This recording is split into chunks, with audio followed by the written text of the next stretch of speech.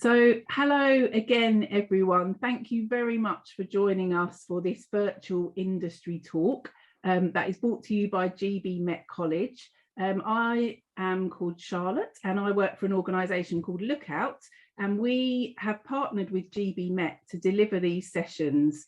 So Lookout work with young people and a range of artists, and we connect young people and artists together by doing talks or workshops. And what we really aim to do is to give young people a kind of insight into different people's working lives, really, and for you to kind of get a sense of what it's like to work in that particular industry. And we have fantastic practitioners who give really good kind of tips and advice about working in the industry. So I am going to introduce Nick Barnes. Hello. Nick. Hi there. Thank you very much for being here, Nick.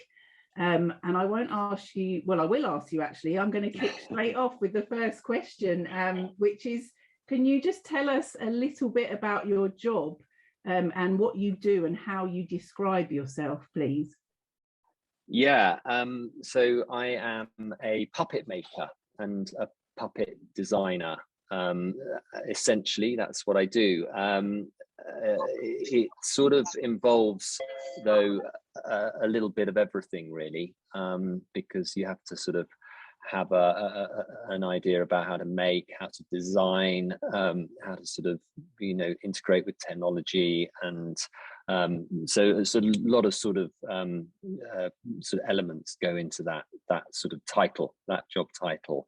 And essentially, I make puppets for theatre. So obviously, there are a lot of versions of being a puppet maker, and probably more commonly you would come across people who work in the film special effects industry and sort of the animatronics industry, maybe the animation sort of side of things.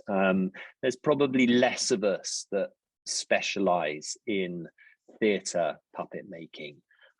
So yeah, I sort of like to describe myself as a puppet maker for sort of contemporary theatre.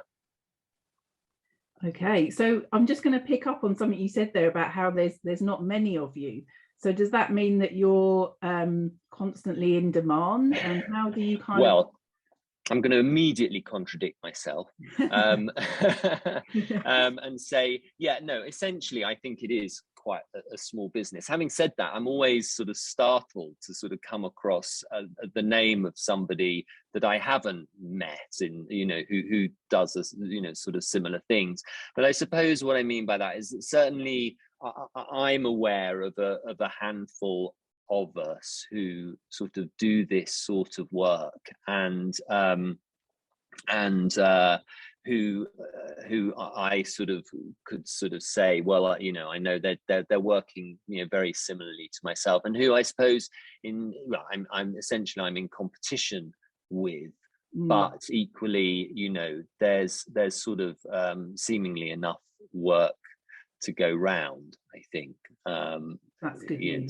Depending on your needs and how much you want to be working. Yeah. And Nick, how did you get into what you do? Can you tell us a little bit about your journey and your route into being a puppet maker? Yeah. Well, I mean, I started off, I didn't really get into puppetry until I was into my 20s, into sort of my early 20s.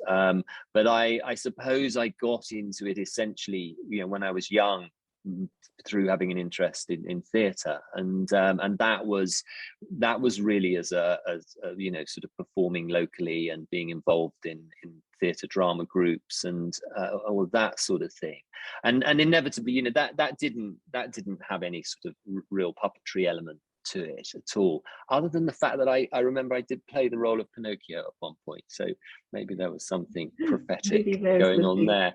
Yeah. But I then went to university to study drama at Hull University, and at that point I was sort of heading off to be an actor, but sort of taking a slightly say safer route. I'm not sure there's any safe route to becoming an actor, but I sort of thought it might be kind of sensible to sort of do it in an environment where I was exposed to other things going on, so I sort of immersed myself in drama at Hull, and actually there realized that my strengths were in design and theatre design, and that's sort of when I went off at a tangent, and that's when I started to make some things and really enjoyed making, and then sort of in my sort of digs at my room at uni would be sort of molding chicken wire and covering it with foam and stitching stuff and making things for small shows and presentations that we could put on ourselves in the theatre. I jumped from there. So that took me on a different course, and I then left uni and went to the Slade School of Fine Art, and at that time they were running a theatre design course, which sadly they no longer do, and I studied theatre design there for a couple of years, and during that time I got a small bursary to travel to France for the summer, and enrolled in a course which a French puppeteer was taking, and I'd seen this guy when I was at university. He was a guy called Philippe Gentil, and I'd seen one of his shows, and I just sort of, it startled me. I thought, this is the kind of theatre I want to make. So when I could sort of study and do a course with him, it was sort of a dream come true at that very early age. So I went off and did that, and that sort of cemented a little bit of knowledge for me on how to start making. I left my theatre design course, and I went into the industry as a theatre designer, and was very lucky. I got some jobs and was able to sort of integrate puppets into those, and so that's sort of how I got into it. It evolved then very sort of gradually, I suppose, for the next few years, because I essentially was working as a designer, but making these puppets as and when they were needed in shows that I designed. And then at a certain point, I thought, hey, I'm really enjoying this, and I'd like to, sort of do it a little more, sort of focus on the puppets more. And so I started a theatre company, which I sort of essentially was a way to just use the puppets that I was making, and but it actually over time became sort of more important than the theatre design, to me, more important than the theatre design work I was doing. So at a certain point I had to say, okay, well, look, this is it. I'm not really a theatre designer anymore, because I can't run the two jobs alongside each other. It was just impossible to integrate them. And went off into the puppetry world full pelt.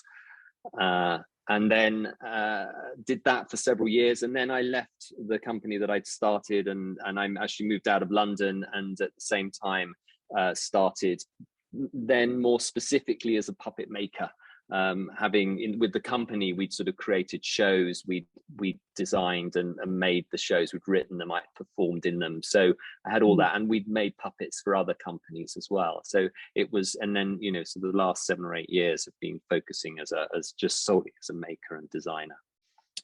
So that's my sort of journey. Amazing. Sorry, that's a lot of information. No, that's great. That's great. That gives a really clear kind of path. Well, it shows that you just don't quite know where you're going to go, and you've got to, But the one thing that someone said to me when I was at college and at the Slade said, you've got to get a gimmick, and I hadn't sort of, at the time I slightly thought, oh yeah, whatever, and actually realized a few years later, oh, I've got a gimmick.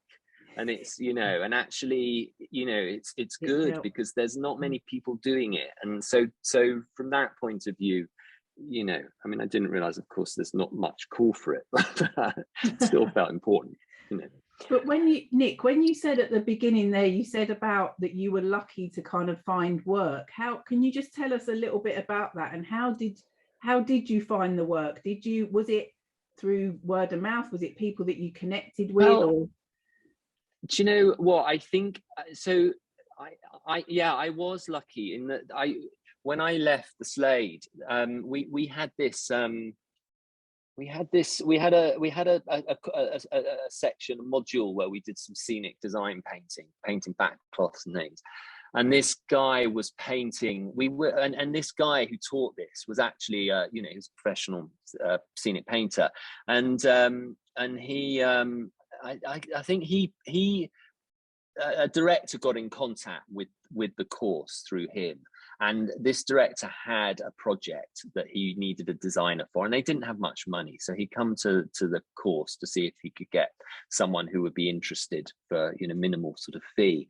I don't quite know what happened. I think I just sort of shouted loud enough and said, yeah, I'll do it. And sort of from that point, you know, just not in a rude or offensive way, I hope, but just sort of said, I think I'm going to do this, guys, and did do it, and it was really a case of one thing leading to another, very slowly, and gradually, you know, one job coming.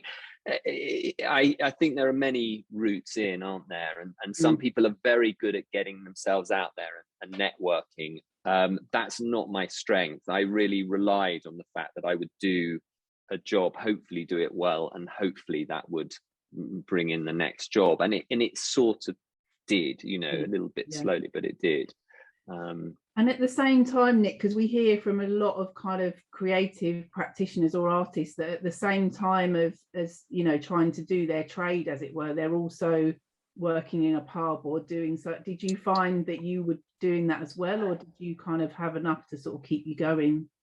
I just about had enough to keep me going. I mean, you know, living obviously like a lot of people do at that age in their life, living quite sort of frugally, and you know, but yeah, was just about so I mean, and I don't know, sometimes I wonder if that was a good thing or a bad thing. I have thought about it a lot, because a lot of another route into the industry, particularly the theatre design industry, is that you work as an assistant for a few years with other designers, and through that you build up your contacts and you build up your expertise and experience. And I didn't do that. I sort of a little bit sort of consciously a little bit you know, sort of a touch of ego and arrogance, but again, I think I was just, it was there because I had the opportunities to do my own work. I didn't have that training, and sometimes I sort of felt actually that could have been very helpful, to have had a few more contacts, and to have you know, actually realized that, you know, because you're assisting someone, that doesn't mean that, you know, it's not as good as doing your own things. In some ways that you know, well, in many ways that's a really great thing to be doing. And I, you know, so if those opportunities come your way, I would suggest grabbing them, because they're, you know, it's a good way in, I think. Yeah, that's great advice. And can you just let us know what you're currently working on, Nick? And I know you're in your studio at the moment, so it'd be great if we could have a little look round tour and just a bit about what you're actually working on and making at the moment. Let me I'm gonna be okay, let's just switch the camera around, and then you can sort of see where we're at. So this is our workshop, which this is sort of up in the upper sort of level. These aren't what we're working on at all, actually. These are very old. These are some of the first puppets I made, but sort of show a little bit the journey we've been on, because initially started making quite sort of realistic sculpted puppets and sort of puppet heads, but tend to do things these days that are far more abstract. And although we are sort of working on some bits and pieces. Wow, what were those wings human puppets? Those were for Angels in America at the National Theatre. So those were puppeted. They were attached to the back of the actress, and they they were operated by two puppeteers with sort of rods and things. And then you can kind of see these are sort of larger animal heads. They were from a production of Dr. Dolittle. And then we sort of have a rail and a rack of odds and ends. This is sort of my favorite little corner of the workshop, really, because it's kind of got lots of bits and pieces that we sort of hold on to as little bits of prototypes or puppets that we've managed to get hold of at the end of the show, and just you know, good sort of reminder of sort of what we've done. These are some guys in the workshop. They're brilliant. Hi. And they make stuff, and they're fantastic. So they're all sort of working. We're actually working on something a little bit different at the moment, because we're working on some ideas for puppet kits and craft kits and things. So we're working on a production at the moment called Life of Pi, which has just opened in London, in the West End. That's an original. Oh, it's all gone wrong. I mean, that's an original head from a hyena, actually. That's like a sort of a diplodocus or something, isn't it? That angle. Wow. But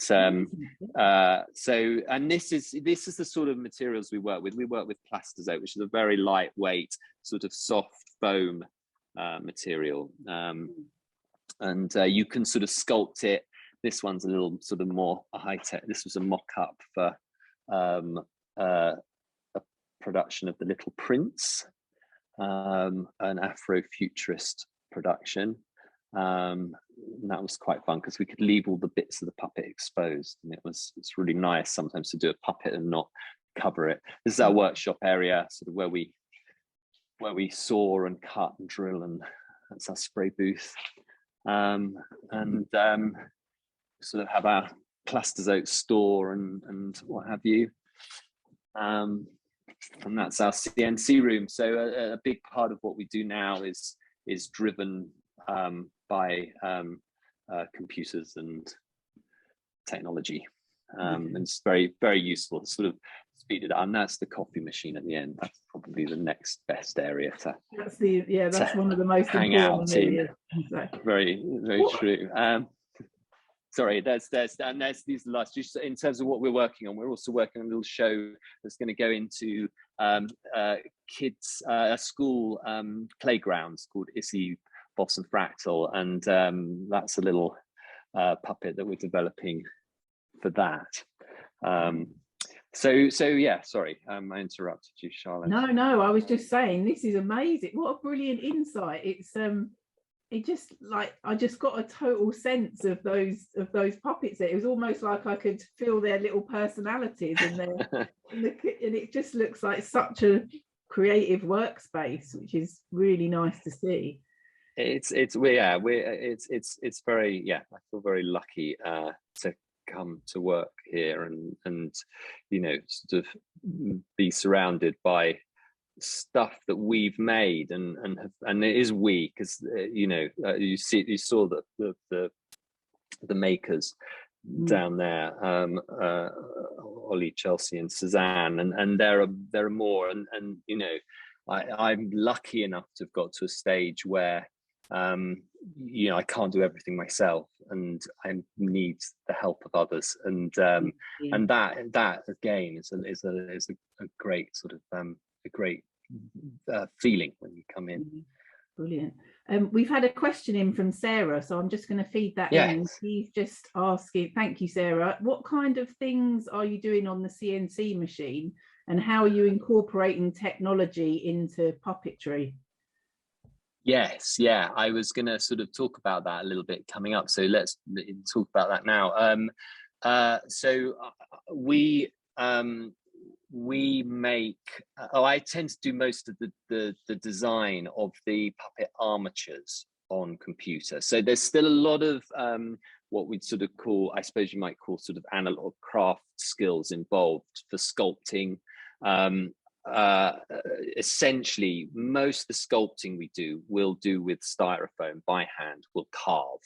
And we do sometimes do with clay and plastiline, and we mold and, you know, cast things, but we tend to carve and take patterns from that and turn that into a lightweight plastizote head. That needs to go on something, and all of the internals I tend to design. I use Fusion 360 to design, which is I only discovered it about sort of 3 years ago. I used to do a lot of work on AutoCAD as a designer, as a theatre designer. AutoCAD was quite a good program to work in, and I sort of used that for a while when we got our first CNC machine, but sort of fast realized that I could do with some kind of more intuitive 3D product based software package, and so I took a punt on learning Fusion, and it was, you know, one of the best decisions I made, you know, that stage for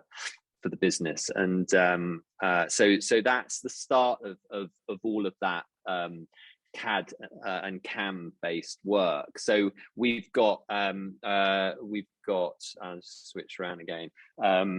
Well, we've got a 3D printer here, obviously normal printer, and you saw the CNC machine, and we've also just got a laser cutter. So those are the three tools in our arsenal, our technology arsenal. Yeah. And they you know, we can achieve a lot with those. It's great because I mean, having said all of that, I started out with a small scroll saw, which costs about 100 quid, and a drill, just you know, a sort of a DIY drill in a drill press that cost 30 quid, you know, that you did that with. Yeah. And probably for about 10 years worked with those tools. It wasn't until, you know, until I was sort of reasonably established, and I also had a slightly better, wasn't working in my bedroom anymore, that I kind of we've invested in a milling machine for the first time, which wasn't computer controlled but just gave us more precision. And then it actually wasn't until, you know, it's only sort of 5-6 years ago that I bought our first CNC machine. So you can go a long way without technology, but for you know, for me, in terms of designing, and we do a lot of stuff with armatures where we'll work from a profile for a puppet. So we'll take the side view of a leg or a limb or a head, and so, you know, we can laminate layers, put layers together so things can and line up all the holes, and it's just great for all of that sort of stuff. And now, you know, we can 3D print little bits and pieces that just make life a bit easier for us, you know, here and there. I've also have done a little bit of sculpting in Fusion as well, which works quite well for our purposes because we don't do intensely detailed. So whereas, you know, if you work in the film and effects industry, you might use something like ZBrush, which gives you highly sort of naturalistic detail. We don't need that level. You know, we'll put all of that in with a finish, with a paint finish or a texture or something like that. But for smooth organic forms, that's actually really pleasing to work with, and you can kind of get quite far with that. Does that, Sarah, does that answer does that give you a bit, or is there something more specific to the question?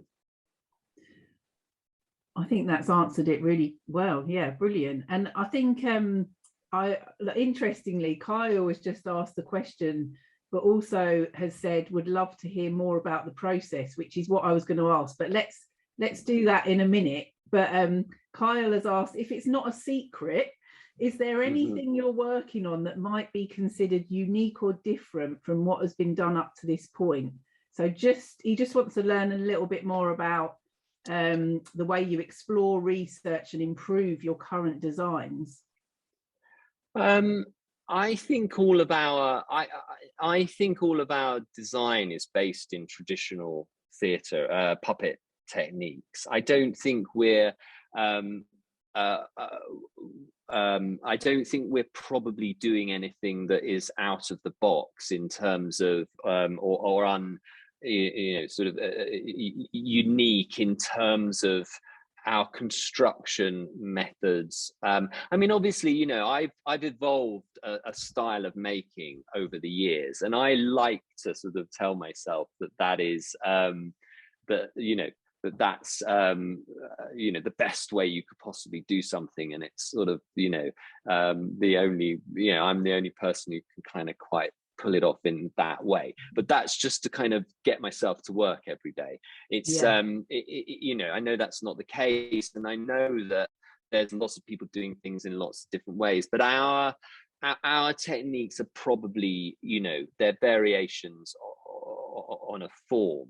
I think what we do, which makes us maybe to some degree not unique, but certainly gives us a sure footing in the industry, is that we combine a lot of talents that cover the areas of puppet making. And so, you know, having performed and directed puppetry, I understand what a performer needs from a puppet. I understand what the puppet's going to go through in a show and during a run, and I know how frustrating it is, for example, when something falls apart or a handle comes off or a hand comes off. Sometimes you can, you know, you just can't avoid that, but we can do our best and bring all our skills to make that work. And also in combination with working with certain puppetry directors who are also, I would say, at the top of their game. You know, I know that what we provide as a puppetry experience in the theatre is often, you know, second to none, because you know, you're getting 30 years of puppet making experience combined with, you know, 20 or 30 years of directing experience, and that's very you know, that makes you sort of very you have a lot to offer, I suppose. Yeah, and I suppose, you know, it is exciting. You know, I'm in answer a little bit to Carl, I'm trying to sort of figure out what's relevant to that question, that in terms of, you know, I love it when I get a challenge that that doesn't quite seem that I wouldn't have expected I'd be interested by. So recently we were approached to make a very large sort of essentially what turned out to be a marionette.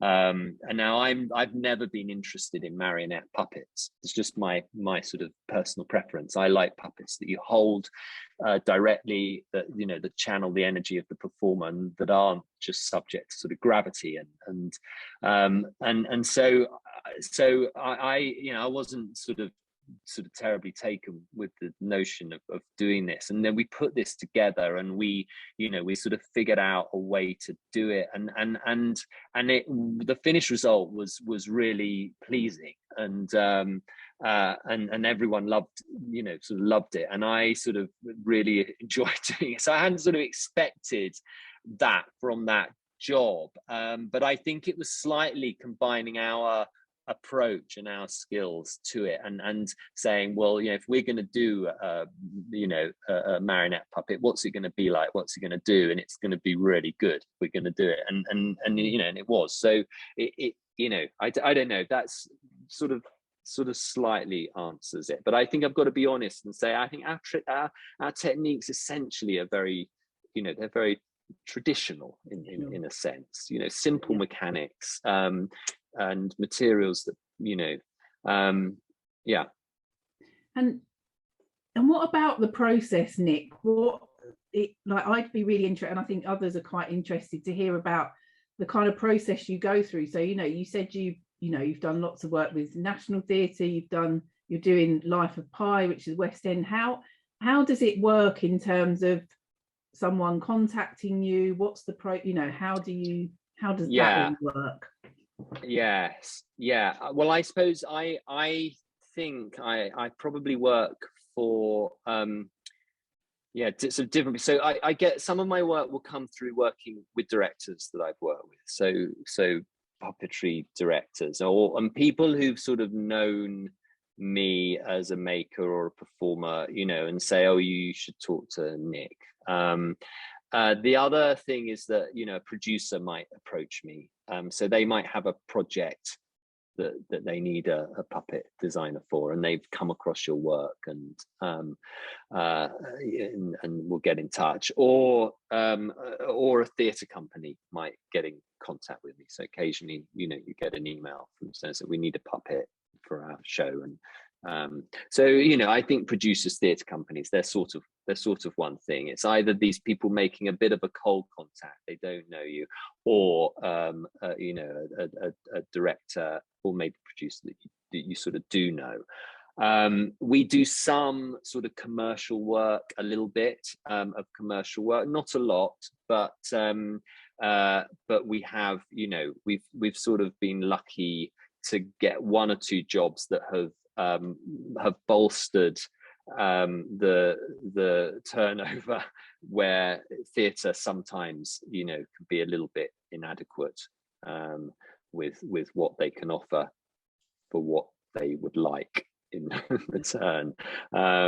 So you know, we did a job for Euro Disney or Disneyland in Paris, and made a bunch of Iron Man costumes for them, and it sort of combined costume work with our skills as working with plastizote and sort of sculpting and stuff. So we sort of, you know, we were able to do that, and that was quite a big job, and that just gave us a little bit of buoyancy and you know, sort of financial buoyancy, etc. So, you know, that came through contact with someone I was at university with years before, who I'd sort of kept in contact with on and off, and she'd done some puppet costuming for a colleague, and you know, so we came back into contact, and then she got me working on that. So you know, old contacts can sometimes be a source of work. I think that's and a little bit social media as well. Sorry. Okay. No, I was just going to say on that old contacts, that's a really important point, I think, that you make, is that as you go through your kind of career, you know, you are going to make all these contacts, and it is really important to stay in touch with people if you can, because you never know, like you said, it's someone from uni, you know, you never know when someone might come round again and, you know, want to work with you, and you want to work with them. Absolutely. Yeah. And what about the kind of process from the point of, okay, we want to work with you? Is it you sit down and do designs with the director, or how does that no work? What we like to do is to have some kind of R&D period, research and development period, for a project. So it's almost impossible to design something, make it, put it into a production and say that's that.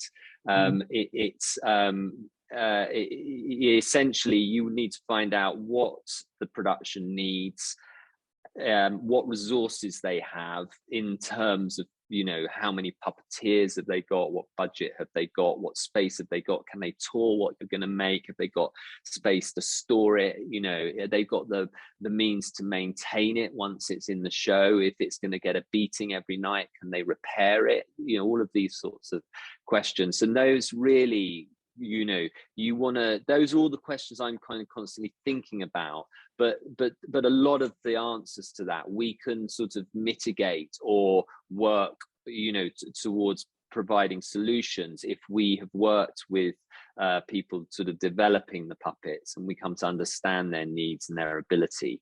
So you know, obviously for me, I like to take on jobs where the budget is good and the resources are there to support us and to support what we do and to support the puppet director and to support the puppeteers. It's not always like that, but if we can get in, we'll go and we'll do some R&D. Hopefully what we'll probably do is build a very rough prototype for that, and depending again on the resources, that can be quite sort of thought through, or it can be the first draft, sort of like a sketch form of the puppet. We'll grab some sort of bits of wood, we'll bolt it together, we'll get some bits of cardboard or some sheets of plastizo, cut out some very rough shapes, and we'll say, okay, how's this going to work essentially? What's it going to be? Where's it going to be joined? How's it going to be supported? How many people are operating it? And get that in the room for well, depending on how much it's being used, for a week or 2 days or longer if necessary, but usually, you know, anywhere from sort of a couple of days to a week to play around with that. We'll then bring that back into the workshop, and from there, once we've sort of made some decisions, and, you know, in collaboration with the director, the designer, you know, the director and the designer and the puppet director, you know, then we can sort of set about, you know, thinking about a next version of the puppet. You know, at that point we might do some concept drawings and concept design, so we've got something visual to work towards. It slightly depends on what the requirements, you know, what the puppet's going to be, and whether that feels obvious, or but usually, you know, 99% of the time it's very helpful to have something on paper that you can sort of steer yourself towards. But you can't design a puppet on paper, it's impossible. You have to design through making. It's you know, you can't predict, and I think you'll get a very technical solution if you try and design it completely in you know, on paper or on the computer, sort of thing. They're there as a, you know, well, I think they're there almost to sort of just to let people, you know, the directors and the designers have something that they can latch onto as an image, and for us to have as a talking point, to sort of say, okay, well, look, is it going to look like this, or actually do we really want it to look like this? Or when we suddenly make something and paint it, we go, oh, it's awful, we can't leave it like that, or we've got to cut that bit away, or whatever, you know, all those sorts of decisions. So we'll do a depending on the gain on the budget, we might then do another prototype that could become a rehearsal version of the puppet, and then we'll do a final version, which we like to try to get into rehearsals as soon as possible when the rehearsal process is beginning. You've got this slight conundrum as to how much you finish the puppet. You want to get it, you know, finished enough so people can rehearse with it and use it, but you know it's going to take a battering in rehearsals, and you want it to look good when the show opens, and you know, so it's sort of juggling these kind of decisions. Yeah, sure. And I guess timescales as well must be really varied. Like, you know, I've imagined that sometimes you have kind of a year lead in time, and sometimes you might have less, or you know, so that could be absolutely, yeah. And actually, I much prefer the projects with a longer lead in time. I think ideas, you know, gestate over a period of time, and even when you're not thinking about them, you know, you're suddenly walking. If we've got a prototype that we've messed around with for a week, and one day we'll sort of, you know, a month later we'll walk into the workshop, look at it and go, oh, this should be like this, shouldn't it? Or it should be like that, you know. And the sort of I suppose it's a luxury, you know, of having that bit of time, I think is, you know, certainly I find that helpful. I mean, maybe that's just because, you know, we're busy, and so it's a relief when someone says, oh, you can have another week or another month. I'm sure. You know, when push comes to shove, we have to get down to it and get on. And Nick, you mentioned budgets earlier, well, just a minute ago, and if you don't mind, I think it'd be really interesting to find out, and if you can give advice about how you get paid, and what, you know, there's a lot of kind of hot topic about people in the creative industry, and, you know, setting that, you know, if you're just starting out, how do you kind of pitch yourself? What pay level should you be at? Should you be a freelancer? Should you, you know, how can you give some advice on that side of things? Yeah, yeah. I mean, we we get paid essentially by the producer, be that a theatre company or or an individual private producer, commercial producer. Um, uh, there are sort of several ways of contracting ourselves. I suppose there are two sort of ways that I tend to be contracted. I tend to have a design contract, which sits alongside the contracts that would be offered to the designer, the director, the costume designer, the puppet director, the lighting designer, the sound designer. All of those would have a contract. So I have an agent who negotiates that. She was my agent when I was a theatre designer, and now represents me as a puppet designer. She doesn't get me work, but she negotiates on my behalf, and that just puts a barrier between me and the client. That's a nice kind of separation for those discussions, which are never easy to talk about, and to put value on what you do. So that sort of side happens there, and I've had to I haven't had to fight for that, but I'm aware that a lot of people, who haven't necessarily worked with puppets, or producers that haven't, they're not necessarily expecting that. They're not necessarily expecting that you're going to want to approach them and say, okay, we're designers, we're creative people. What we're going to do is, is create something for you, and it has a copyright aspect to it. It has an aspect which says you can't just take this and do what you want with it. We'll let you use it, and this is standard across the industry, as you all know, Charlotte, sorry, many of you guys may know as well, but a standard thing that you essentially, you're licensing out your work, or whatever the contract is offering, and whatever terms you're prepared to accept.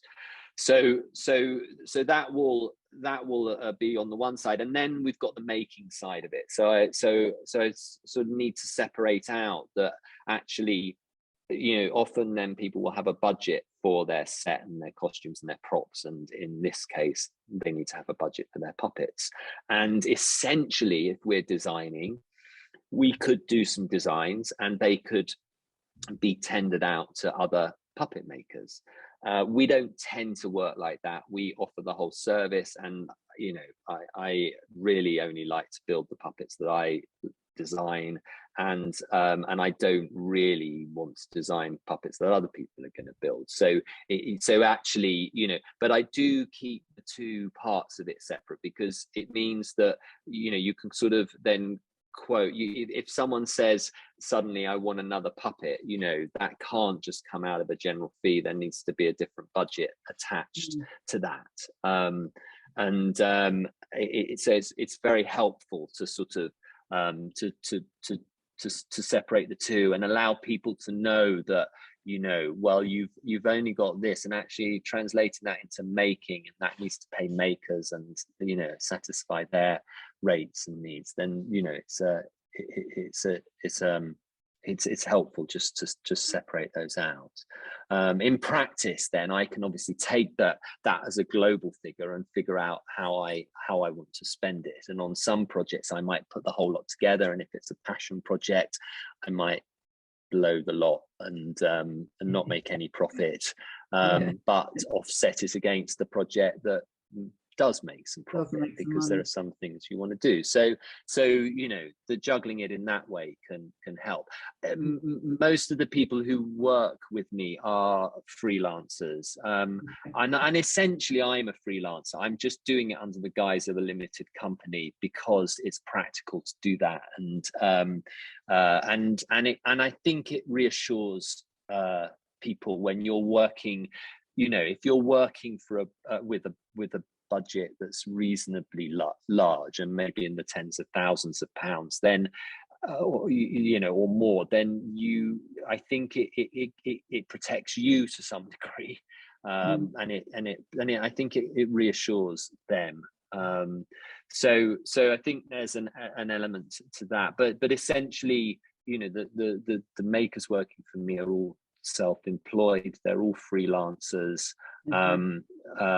I provide a space for them to do their work and to come and work here. But that's not necessary. A lot of people farm work out, and the maker does it in their own space and brings stuff to them. So that's really useful to hear all of that. Thank you. I've got a couple of questions that have come in, so I'm just aware that time is pushing on, which I think we could probably go on for at least another hour because it's so interesting. But Sarah's just asked again, how many projects do you usually have on the go? Is it one at a time? Or does it depend on... No, that's a very good question. We tend to have 2 or 3 things on the go at any one time, and I suppose, actually, having said that, there might be more, but some of them are very low lying, and so but and I will try to plan as best I can that we're not working on too many projects actually at the same time, but when I say on the go, you might be doing an R&D for one, or I might be going out to do an R&D for one whilst we've got makers in the workshop working on another, and we're starting discussions on a third. We might then sort of go straight back to back into another one. That feels like they're happening simultaneously, but yeah, there can be quite a lot of juggling involved, and that takes a certain amount of planning and a knowledge of Excel. Yeah, good tip there. Learn Excel. Learn Excel. Yeah. Other than Fusion, I think that's the most useful computer software you can know. Great. Carly's asked a great question as well about she just asked, where do you see the future of puppetry going in the way of roles for puppets within theatre and film? She's saying, with all the new technology becoming more and more advanced, what's the future of puppetry, do you think? I think it's around to stay. I think well, as long as theatre's around to stay, I think puppetry is going to be around to stay, and I think puppetry is having a kind of a good time at the moment. I think people are really enjoying going to the theatre for immersive storytelling experiences, and puppetry lends itself to that. It gives you a fantastical element which on stage certainly is you can't really be delivered in as excitingly in any other way. So for my money, I think it's there in theatre, and I think as long as someone comes up with the ideas, people are going to want to see them and watch them, and we're very excited about Life of Pi opening. It's and actually for me that's one of the most exciting things that I've done for years, and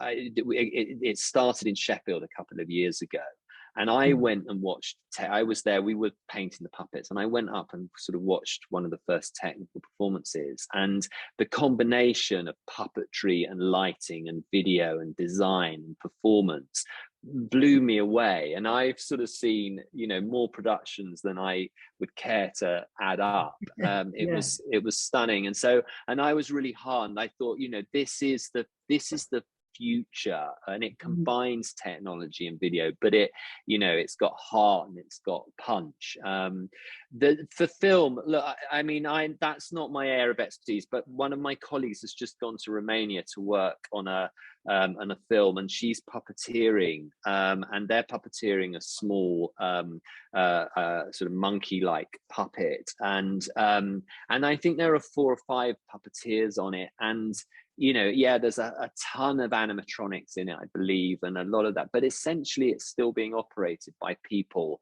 There's a lot of obviously computer generated stuff, but I think there's still a lot of people, and I'm sure people will pass that mantle on, that people like making, and I think people like working with objects and seeing it there in front of them.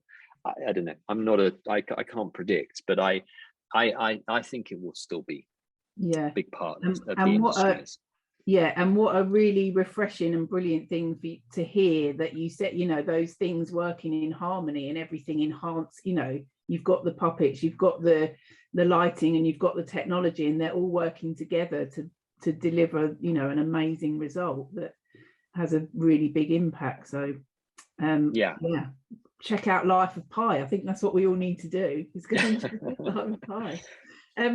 Nick, can I ask what you enjoy most about what you do, and what gets you out of bed every day? You know, what gives you the buzz and the motivation? I love I feel very lucky because I love coming into the workshop, and I love it's sort of like having your best garden shed ever sort of thing. And so for me, you know, being a sort of I love coming in here. I love the variety of what we do, and I love the unexpectedness of which, you know, there are some projects we get and we think, oh, no, really, we've got to do this. Actually, when you get down to it, as soon as you start something, it's always exciting to be making, and you're always surprised, you know, by what you do and what something becomes just by the act of producing, the act of the physical act of doing something. So I love that. I and more recently, I've got to hold my hands up. I do love playing around with you know, 3D printers and CNC machines and stuff like that. It is, you know, it is sort of amazing that this stuff can do what it can do. But I suppose, you know, I feel very lucky that I can put that to a really sort of, well, I hope, productive use, in that, you know, it has a real impact on our design and our making, and so, you know, it feels useful, and not sort of arbitrary. But, you know, so but there's certainly, I enjoy sort of figuring all of that out and how that's going to interact with the other elements of our design processes and making processes.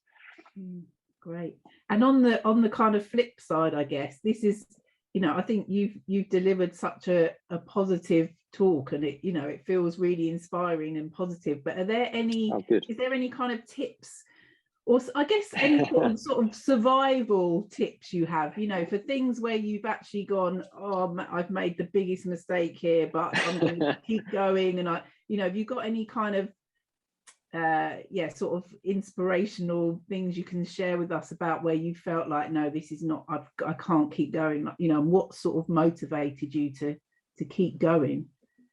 I don't know. It's really hard, isn't it, to know what you've done that has made things work out for you. And, you know, and so I, you know, again, I feel very lucky that, you know, up to now, touch wood, things have sort of evolved and have moved forward, and have, you know, have sort of added up to become something.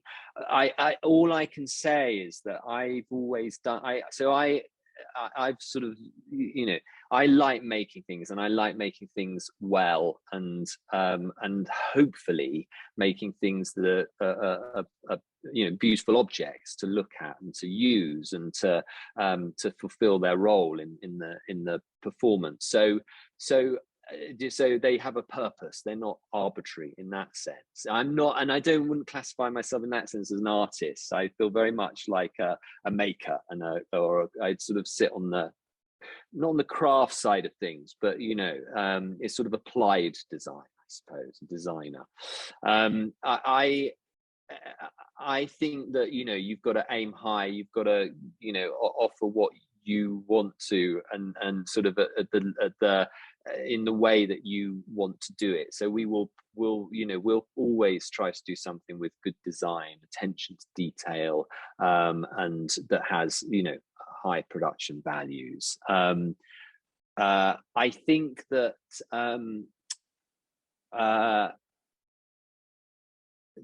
you know, sorry, I've slightly lost my train because I'm just trying to make sure. Am I answering your question? You are, yeah, you absolutely are. I guess moving on I from feel that, a ramble Kyle, coming on.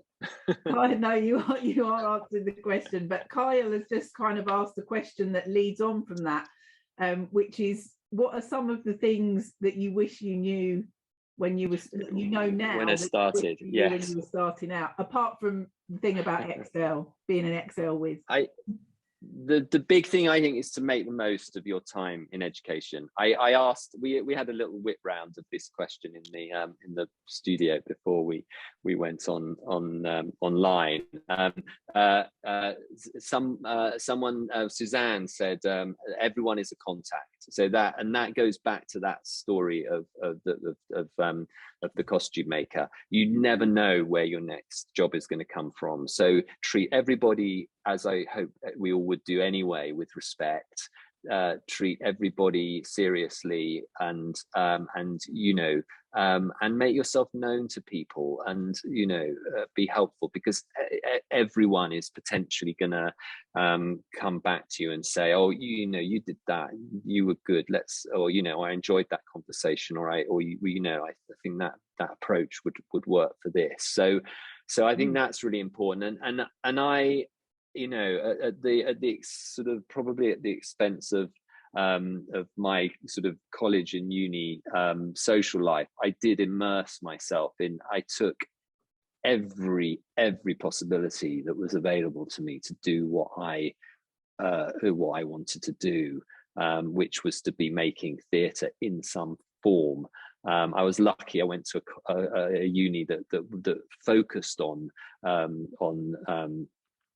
performing and productions, and that sort of side of the course. So but I would encourage people to just look for opportunities, use the resources that are there, and really practice, and get as much stuff under your belt while you can, and you've got the time to think about it and explore it.